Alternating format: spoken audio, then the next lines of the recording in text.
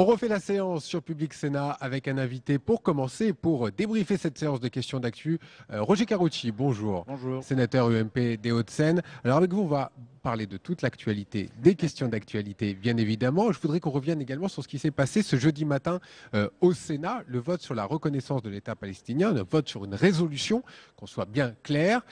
Écoutez ce que disait tout à l'heure le ministre en charge des relations avec le Parlement, qui était sur notre plateau, à propos de ce vote pour vous, l'UMP. Écoutez. Monsieur Sarkozy est intervenu sur les sénateurs, j'en suis le témoin quasiment physique, pour faire retourner le vote des sénateurs. C'est-à-dire avec une vision très sectaire. Au lieu la volonté des sénateurs, j'en avais été témoin, et ce que dit Jean-Pierre Raffarin le laisse entendre, c'est qu'il y avait une volonté de façon politique, équilibrée d'arriver à un accord général. Et Sarkozy s'y est opposé pour des raisons politiciennes. Et voilà, c'est un témoignage précis. Il trouve que Nicolas Sarkozy a été une fois de plus battu au Sénat, puisqu'il avait souhaité que M. Larcher ne soit pas élu, et M. Larcher a été élu. Il avait souhaité qu'au groupe UNP, ce soit un de ses amis, et ça a été quelqu'un d'autre. Et là, il souhaitait que la résolution ne soit pas adoptée, et elle a été adoptée. Décidément, il n'a pas beaucoup de succès avec les sénateurs. Bon ben, visiblement, ça vous fait sourire, c'est déjà ça, mais c'est une attaque en règle. Non, mais la vision de M. Le Guen du travail parlementaire est assez hallucinante. Il confond les conventions du Parti socialiste et le Parlement français. Il faudra peut-être lui dire, quand tu es ministre, tu es plus militant. Non, ça ne se pose pas comme ça. D'abord, dans le groupe UMP, ce matin, dans le vote, vous avez 125 sénateurs UMP qui ont voté contre, 15 qui se sont abstenus, 3 qui ont voté pour. En quoi c'est un désaveu du président de l'UMP? Que le président de l'UMP ait une position, c'est bien normal qu'il en parle avec les sénateurs de l'UMP. Que je sache, quand, je sais pas moi, le président de la République ou le Premier ministre prend une position, les élus socialistes, députés ou sénateurs en tiennent compte. Après, ils sont libres, mais ils en tiennent compte, ce qui est normal. Nous accueillons sur notre plateau Didier Guillaume, le président du groupe socialiste ici au Sénat. Juste pour rebondir sur ce que disait Roger Karoutchi, d'un mot, c'est une défaite pour vous? Vous considérez ça comme une défaite? Le vote de la résolution? Non, c'est pas une défaite. D'abord parce que j'espère et j'imagine que ça n'aura aucune conséquence pratique sur l'action du gouvernement. Et deuxième élément, on savait qu'il y avait un partage. Le vote de ce matin a été très politique, mais très partagé finalement. Le Sénat est coupé en deux sur cette affaire. Très politique, très partagé, un Sénat coupé en deux. Didier Guillaume, il faut votre réponse. Non, je ne partage pas du tout cela. Je regrette qu'il ait été coupé de façon politicienne. Mais l'objet de cette PPR, c'est simplement après l'Assemblée nationale, après 135 pays, que la France et que le Parlement français aident le gouvernement et le ministre des Affaires étrangères à rentrer dans un nouveau processus. Ça fait 60 ans que l'on échoue. Ça fait 60 ans qu'il y a un conflit. Et donc aujourd'hui, c'est cela. Moi, je n'en tire aucune gloriole, aucune conséquence politique ou politicienne. Je pense que ce matin, le Sénat a fait son devoir. Peu importe si la majorité de 3 voix, 10 voix ou 50 voix. Le Sénat, ce matin, a voté un projet de résolution comme l'Assemblée. Et maintenant, le fort de ces deux résolutions, le gouvernement, j'espère, entamera assez vite le processus de négociation. Vous espérez, mais ça peut rester un vœu pieux aussi. Mais bien sûr, mais vous savez, le nombre de choses qui sont votées au Parlement et qui restent des vœux pieux, donc nous n'en sommes pas là. Au moins le réalisme est partagé. Voilà, exactement. J'ai toujours dit cela. Hein. Non, mais sincèrement, je pense que sur cette affaire, de toute façon, le gouvernement va attendre les élections israéliennes maintenant. Ah, mais c'est évidemment, très difficile. Donc, évidemment. déjà, on va attendre de voir au mois de mars ce qui se passe, quel est le nouveau gouvernement, etc. On a toujours l'impression quand même d'un sentiment de division sur cette question. Vous êtes d'accord, Roger Karoutchi? Dès qu'on touche à la question israélo-palestinienne, et ça revient en France. Mais la société française est divisée là-dessus. L'opinion publique est divisée là-dessus. Et c'est une question qui partage, y compris au sein des partis. Alors, il y a une résolution que le groupe socialiste a fait voter très bien, mais même au sein du PS, moi, je connais beaucoup de socialistes qui ont un avis quand même plus partagé. Et dans mon parti, il y a des gens qui sont pour la reconnaissance. Donc, je vous pose la question à tous les deux. Est-ce qu'elles sont utiles, ces résolutions, évidemment, sur le plan parlementaire, strictement parlementaire? Mais attendez, moi, je vais vous dire une chose. Si le Parlement devait ne plus voter de résolution sur l'international, à quoi cela servirait-il d'avoir une commission des affaires étrangères? Enfin, il faut être sérieux quand même. Auditionner, oui, mais enfin, les parlementaires ont autre chose à faire qu'auditionner. Ils ne sont pas des spectateurs, ils sont des acteurs. Et donc l'objet... acteurs avec une résolution. Absolument. L'objet de cette résolution, c'est justement de dire au gouvernement français et à l'international que le Sénat de la République française souhaite un conflit, que ce conflit puisse s'arrêter. Et pour qu'il s'arrête, il faut une négociation. Ça fait 60 ans que ça ne marche pas. Les accords d'Oslo ne sont pas... Bon, voilà. Ouais. Bien sûr, Voilà. mais c'est un ancien ministre des Relations avec le Parlement qui peut peut-être sincèrement, aussi nous donner son avis. sincèrement, d'abord, je ne suis pas sûr que ce soit parce qu'on vote une résolution ici ou dans d'autres parlements que le conflit va s'arrêter. Malheureusement, ce n'est pas si simple. Le terrorisme ne s'arrête pas parce qu'on claque dans les mains. Ce n'est pas si simple. Deuxième élément, moi je suis d'accord sur les résolutions. On les a fait voter en 2008. Bon. Mais les résolutions ne doivent en aucun cas être des injonctions, parce que sinon elles sortent de leur rôle constitutionnel.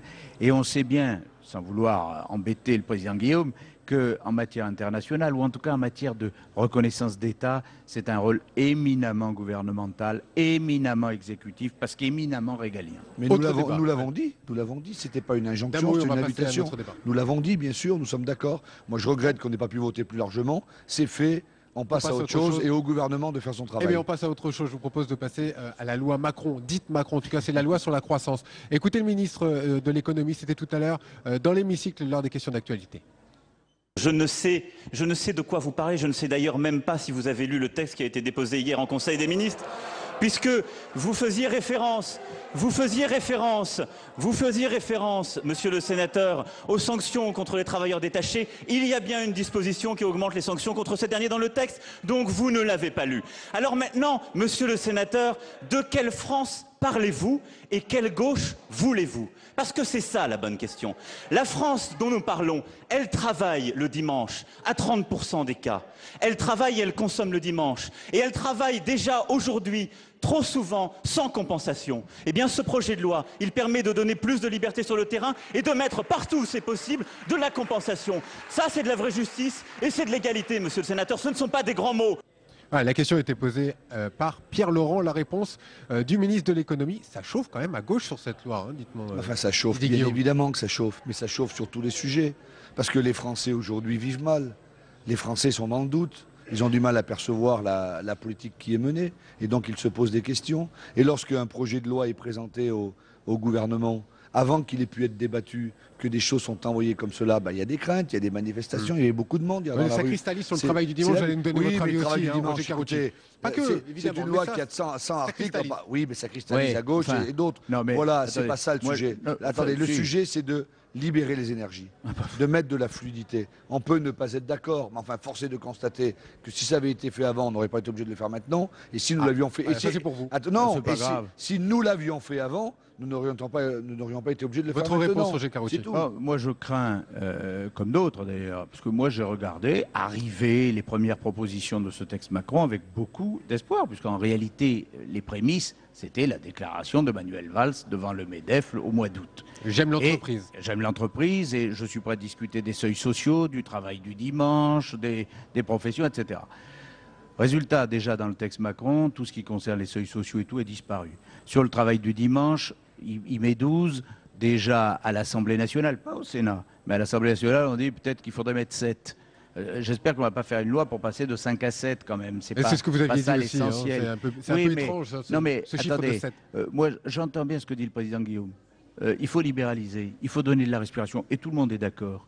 Le problème maintenant, c'est de le traduire dans les faits, dans les actes. Il ne faut pas que ce texte soit encore une souris accouchée par une montagne, qu'il ne se passe rien. Si c'est ça, ça n'aura encore servi à rien. Il va y avoir du travail au Sénat là-dessus. Ah, bien sûr qu'il y aura du travail au Parlement. De la droite comme de la gauche pour faire bouger ce texte. Bien sûr, parce que l'objectif de cette loi, c'est bien qu'elle débouche. Si c'est pour faire une petite loi, ce n'est pas la peine. Enfin, l'enjeu de notre pays aujourd'hui, ce n'est pas celui-là. Il a pris l'exemple, le ministre, tout à l'heure, sur l'écart. Moi, dès le début, je suis très favorable à cela. Enfin, les jeunes aujourd'hui dans notre pays ne peuvent pas voyager, ils n'ont pas les moyens. Avec l'écart, ils pourront le faire. Par exemple, sur le travail du dimanche, enfin, de qui se moque-t-on? Bien, on ne va pas changer la civilisation en passant de 5, de 7 à 8 ou à 12. Martine Aubry dit le contraire. Mais Martine Aubry dit ce qu'elle veut. Moi, la société, mon débat de société, c'est tout simplement, je veux être libre de faire ce que je veux le dimanche. Et pas comme on le dicte. Si je veux aller faire des courses, je vais faire des courses. Si je vais faire du sport, je vais faire du sport. Mais enfin, la plupart... laissez ceux qui veulent volontairement travailler le faire. Exactement. La plupart de nos concitoyens, je vais vous dire, ils aimeraient aller au théâtre, à l'opéra, mais ils n'ont pas tous ces moyens-là. Hein. Donc, attention, pas de faux débats, pas de grandes déclarations de civilisation, etc. Non. Ce que nous voulons, c'est dégager des marges de manœuvre économiques, de la mobilité et du travail. Mais pourquoi une partie de votre gauche, de votre majorité, s'y oppose. Vous voulez que je vous parle franchement? Ah, s'il vous plaît. Ouais. Parce qu'on a un certain nombre de gens à gauche qui sont trop dogmatiques et pas assez pragmatiques. Et je pense qu'aujourd'hui, le dogmatisme, on n'en veut plus. Il faut avoir des valeurs. Il faut avoir des convictions. Que l'on soit de droite ou de gauche, on a des valeurs et des convictions. Excusez, je vais mettre des noms. Martine Aubry est dogmatique. Mais je pense qu'elle est trop dogmatique sur ce sujet. Elle l'est trop sur ce sujet. On peut avoir des convictions à droite comme à gauche. Je les respecte. Je les respecte. Mais je pense que nous devons regarder devant. Et aujourd'hui, un article dans cette loi qui en comporte 100 sur le travail du dimanche, passer de 5 à 7 à 8 ou à 12, j'ai eu l'occasion de le dire, on n'est pas très à gauche à 7 et très à droite à 12. Il y a 52 semaines, il ne faut pas exagérer. Roger Carucci pour finir sur ce débat. Non mais moi j'espère que ce sera un vrai débat. J'espère que le texte qui va nous revenir de l'Assemblée n'aura pas été tellement raccourci, rabougri, qu'en réalité on se dira pourquoi faire. Sincèrement, on va encore occuper le Parlement pour rien. Si en revanche, le gouvernement arrive à avoir des mesures de liberté, nous amenderons beaucoup sur les professions réglementées parce qu'on considère que surtout naturellement... que rien ne bouge. Non, c'est pas ça du tout, vous le savez. Allez, vous dites vous-même que vous voulez pas de dogmatisme, donc pas de réponse dogmatique. Donc, les choses sont simples. De l'air, laissez respirer ce pays. Voilà. Juste une dernière question, comme ça au passage. Vous aviez des bonnes notes à l'école? Oui, plutôt, oui. Roger Mais ça Carucci s'est arrêté assez vite. Oui, moi j'étais un très bon élève, désolé pour vous. Pour ou contre? Oui. On supprime les notes ou pas? Je suis contre. Ah oui, Roger Carucci. violemment hostile. Bon, on verra ce que ça Mais donnera. ça se fera peut-être. Hein. Merci en tout cas d'avoir participé à ce débat. On va passer à un autre thème avec un autre invité, Pierre Laurent, qui est le secrétaire national du Parti communiste, qui a été un petit peu attaqué dans l'hémicycle tout à l'heure sur ces questions, notamment à Emmanuel Macron. On va écouter le Premier ministre qui a parlé d'égalité et qui a répondu aussi à Pierre Laurent. Écoutez. Monsieur Laurent, d'une certaine manière, en écho, je vous réponds.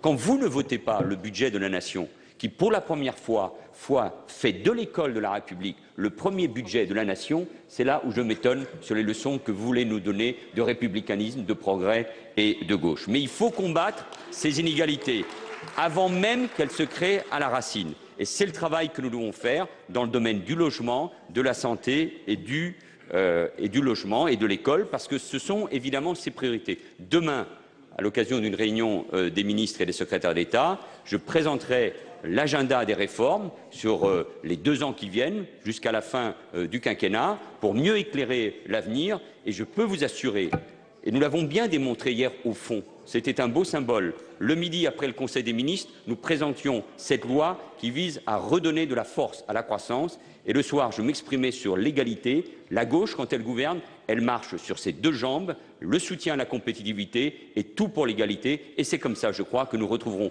pleinement la confiance des Français. Voilà pour la prise de parole du Premier ministre. C'était une réponse finalement à vous, Pierre Laurent. Bonjour, secrétaire national du Parti communiste. Vous aviez posé une question à Emmanuel Macron. Et finalement, il vous a répondu. Quelle gauche voulez-vous? Et puis, le Premier ministre, lui aussi, a voulu prendre la parole. Et c'est vers vous qu'il s'est retourné. Vous vous sentez un petit peu visé lors de ces questions d'actualité? Non, mais j'ai constaté que M. Emmanuel Macron et le Premier ministre étaient extrêmement énervés par ma question, qui n'a fait pourtant qu'énumérer tout ce qu'il y a dans le projet.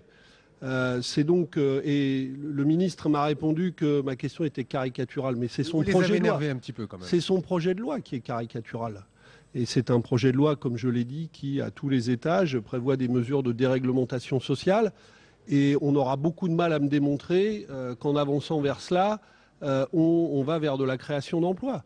Donc c'est simplement la question que j'ai posée. La déréglementation, notamment sur Sur les le métiers comme les notaires, les avocats, etc. Sur les professions réglementées, mais aussi sur évidemment le travail du dimanche, qui est d'ailleurs il y a des réticences très fortes qui commencent à s'exprimer au sein même du Parti socialiste. Donc c'est pas au Parti une question... socialiste, mais vous avez peut-être entendu Didier Guillaume à l'instant, le président du groupe socialiste au Sénat, qui disait pas de dogmatisme. À gauche notamment. Mais le dogmatisme, il est dans ceux qui poursuivent avec obstination des politiques qui vont toujours dans le même sens depuis 20 ans avec des résultats catastrophiques parce que ce n'est pas malheureusement les premières mesures de déréglementation sociale. Et si ça produisait des résultats positifs, ça se saurait. Il y a beaucoup d'autres choses dans le projet sur lesquelles il ne m'a pas répondu. On vient de privatiser l'aéroport de Toulouse, on va privatiser celui de Lyon et de Nice dans le projet de loi.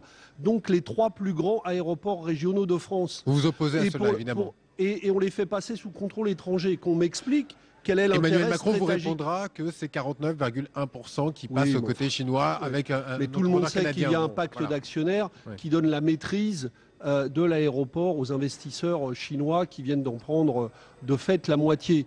Mais qu'on m'explique surtout, puisque c'est ça, paraît-il, c'est pour servir l'activité, en quoi donner la maîtrise de ces 3 aéroports à des investisseurs étrangers va favoriser la croissance et le développement de l'emploi en France. Qu'on me le démontre.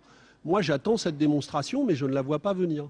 La question en fait que tout le monde se pose, en tout cas ce qui semble un petit peu émerger, c'est est-ce que c'était véritablement un changement de société? Si on lit la tribune proposée par Martine Aubry dans Le Monde ce mercredi, qui dit qu'il faut absolument... c'est un véritable bouleversement. Est-ce que pour vous aussi, ça vous semble un bouleversement? Là, on parle du travail du dimanche parce que c'est ce qui cristallise véritablement les tensions. Mais je partage cette opinion. Nous sommes devant un choix de société. Soit on pense... Partagez l'opinion de Martine Aubry Martine Aubry, quand elle dit ça, effectivement, soit on pense qu'il faut aller... C'est une régression, c'est évident. Bon, on nous vend... le ministre me dit comme si c'était quelque chose d'extraordinaire, il va y avoir des compensations salariales. D'abord, je fais remarquer que ces compensations, elles sont obligatoires d'ores et déjà. Et son projet fait l'inverse. Par exemple, aujourd'hui, on est payé en horaire, au tarif de nuit, pour des horaires à partir de 21h. Le projet propose de repousser l'heure de déclenchement du tarif de nuit pour les horaires de travail à minuit. Donc c'est exactement l'inverse. On va ouvrir les vannes à des choses qui sont déjà en train de précariser l'emploi. Et pour quel type de société, effectivement? Alors l'avenir, c'est d'aller consommer tous les dimanches dans les grandes surfaces. Et il n'y a pas d'autre activité sociale possible, bénéfique pour la société. Et c'est ça, répondre toujours aux exigences du marché. On nous dit qu'il y a des touristes étrangers. Et alors, les touristes étrangers viennent en France aussi pour découvrir ce beau pays de France. Les fonctionnaires travaillent on fait autre chose que de consommer. Pardon ? Les fonctionnaires travaillent le dimanche aujourd'hui. Mais il y a beaucoup de gens qui travaillent le dimanche dans les services publics. Quand on prend les transports. Oui, mais le travail du dimanche a jusqu'ici, justement, a été réservé à des secteurs qu'on était obligé de faire tourner pour le bien de la collectivité, donc par exemple les transports, pour permettre à chacun de se déplacer. Donc c'est du service public, et effectivement, il y a des astreintes de service public, et elles devraient être, elles ne le sont pas toujours, compensées. Donc ça, effectivement, ce que vous demandez, c'est utile. Une compensation plus importante, peut-être? Non, ce que je demande, c'est qu'on ne généralise pas le travail du dimanche, parce que ça n'est pas nécessaire. Et visiblement, ce qu'ils disent, c'est que ce n'est pas généralisé. C'est-à-dire que ce sera au choix. Oui, mais enfin... On a 5 dimanches, on dit on va aller vers 12, et tout le monde sait qu'une fois qu'on sera à 12, les mêmes nous expliqueront que dans 4 ou 5 ans, il faut aller encore plus loin. On voit bien comment le MEDEF est dans une surenchère permanente de ce point de vue. À chaque fois qu'il obtient quelque chose, il en demande toujours plus le lendemain. Ça ne changera donc pas. Mais surtout, cette généralisation n'est justifiée par rien. Moi, je suis sénateur de Paris. La maire de Paris a mis en place une mission d'évaluation, ce que ne fait pas le gouvernement. Eh bien, cette mission d'évaluation conclut que l'extension des zones touristiques n'est absolument pas nécessaire et qu'elle ne créera pas d'emplois. Elle conclut que nous ne sommes absolument pas, il n'y a aucun besoin d'aller à 12 dimanches. Donc, une mission d'évaluation, ça serait un pas positif pour vous? Il vaudrait mieux suspendre le projet tel qu'il est prévu et ouvrir sur un certain nombre de sujets un vrai travail d'évaluation et de débat public. C'est ce que les professions réglementées demandent. Eh bien, c'est ce que vient de faire la maire de Paris sur le travail du dimanche pour arriver à des conclusions exactement inverses à celles de la loi Macron. Juste d'un mot pour terminer, vous me dites si le vote ce matin de cette résolution pour la reconnaissance d'un État palestinien, c'est pour vous un grand succès? Oui, et c'est un événement très important parce que maintenant les deux chambres du Parlement, l'Assemblée nationale et le Sénat, avec des majorités politiques différentes, ont émis ce vote. Ça veut donc dire que c'est vraiment la France, la voix de la France, et le président de la République doit maintenant engager la France dans ce processus de reconnaissance de l'État de Palestine. Merci beaucoup Pierre Laurent d'avoir répondu à nos questions sur l'antenne de Public Sénat. On va évidemment reparler de ce thème avec nos prochains invités. Regardez ce qui s'est passé, c'était au Sénat ce jeudi matin avec un petit peu d'émotion. Regardez. Et le résultat du scrutin numéro 73 sur la proposition de résolution sur la reconnaissance de l'État de Palestine. Nombre de votants, 324. Nombre de suffrages exprimés, 300. Pour l'adoption, 154. Contre, 146. Le Sénat a donc adopté la proposition de résolution de reconnaissance de l'État de Palestine.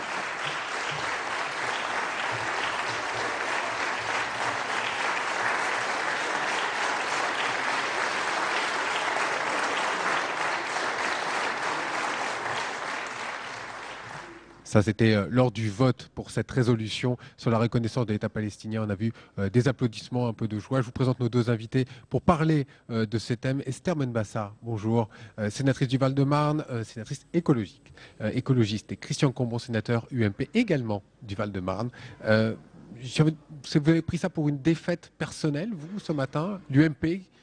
Ça s'est joué très serré, hein, très peu de voix. Ça s'est joué très serré parce que déjà un certain nombre de nos collègues de notre groupe ont voté cette résolution pour des raisons purement personnelles, car il y avait une liberté de vote. Personnelle, ou vous le regrettez?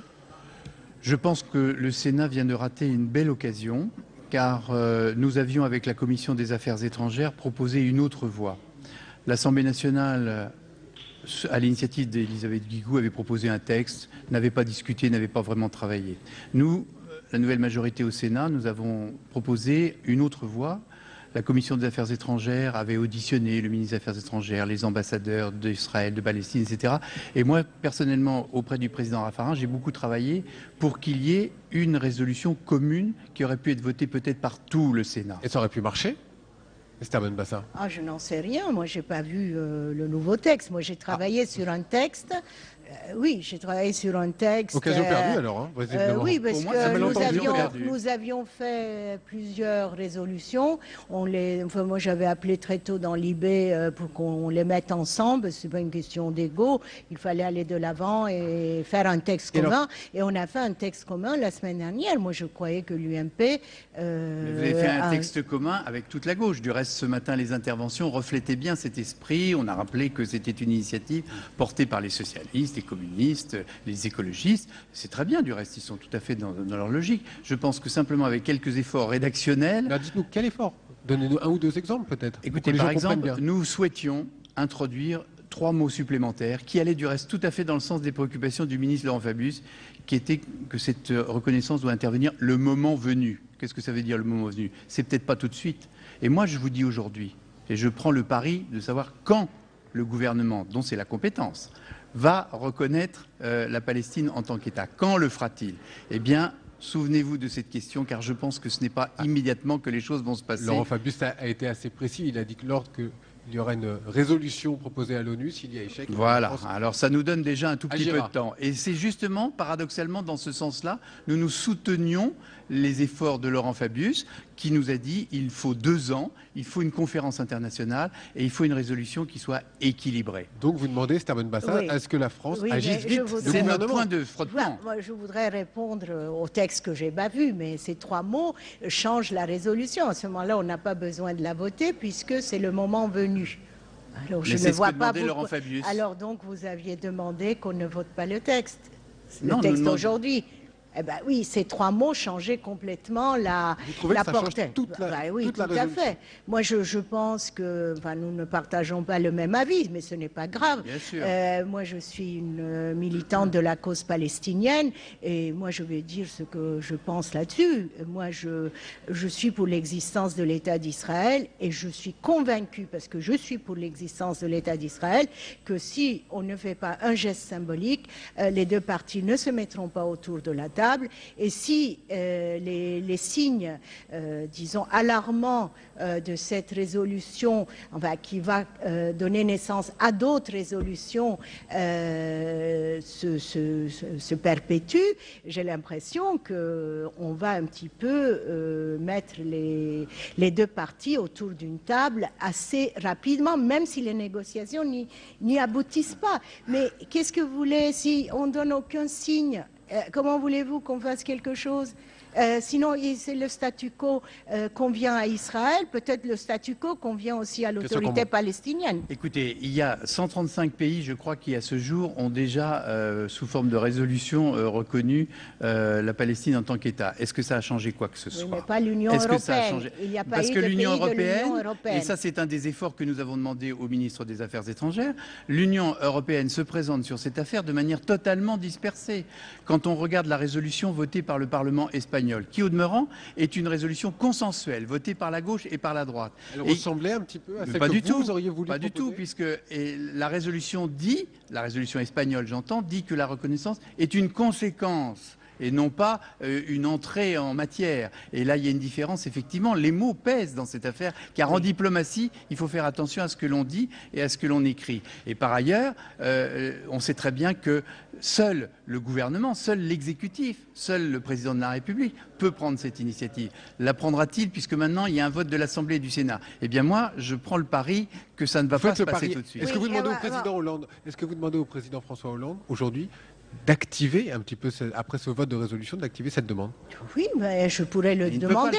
Ah ouais, c'est pas son rôle. Mais en même temps, là, il y aura le Conseil de sécurité de l'ONU. On donne aussi quelques gages aux Palestiniens pour faire passer leur demande au Conseil de sécurité. Et moi, j'irai plus loin. Parce que moi, ce qui m'importe aussi, c'est cette situation d'hostilité entre juifs et musulmans ensemble ici, Donc avec des différentes Madame Benbassa, ça veut dire que quelque part vous importez ce conflit, l'idée du conflit sur le territoire, parce que vous parlez de la France. C'est justement tout ce qu'il faut éviter. Mais non, il est déjà importé. Regardez ces manifestations, regardez les identifications de part et d'autre. Enfin, Harlem Désir, qui défendait le texte ce matin pour le gouvernement, qui était présent sur les bancs des ministres, dans son mot de conclusion, a fait référence à ce qui s'est passé à Créteil. Donc forcément, à chaque fois, on en parle. J'étais à Créteil dimanche, hein, vous savez. Lors de la manifestation, il faut le préciser. Mais il y a une vraie tension. Il faut qu'on arrête tout ça. Sinon, on va tomber dans le communautarisme primaire.